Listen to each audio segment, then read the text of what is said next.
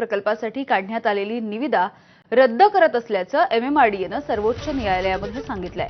या निविदेच्या पारदर्शकतेवरून प्रश्नचिन्ह उपस्थित करण्यात आलं आणि यावरून आदित्य ठाकरे यांनी एकनाथ शिंदेंना लक्ष्य केलंय। एकनाथ शिंदेंच्या सांगण्यावरूनच घोटाळा होत असल्याची टीका आदित्य ठाकरे यांनी केली आहे। यावेळेला बोलत असताना आदित्य ठाकरे यांनी एकनाथ शिंदे यांचा उल्लेख भ्रष्टनाथ असाही केलाय।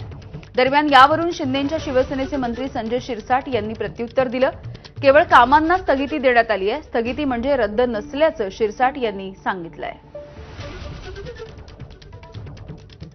फडणवीस साहेब सांगतात की मला स्वच्छ कारभार पाहिजे।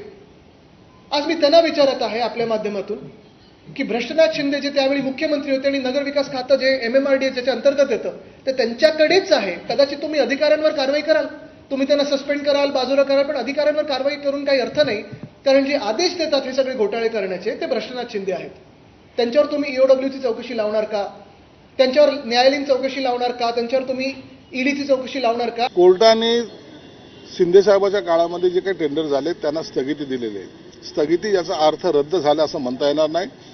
ज्या काही त्यांच्या शंका कुशंका असतील निश्चित कोर्टासमोर सादर केले जातील आणि जर त्याच्यामध्ये काही त्रुटी असतील तर त्याचा रिटेंडर केले जातील, परंतु त्याच्यामुळं प्रकल्प रद्द झाला असं म्हणणं चुकीचं आहे। बातमी आहे बीडमधलं बिंदुसरा धरण हे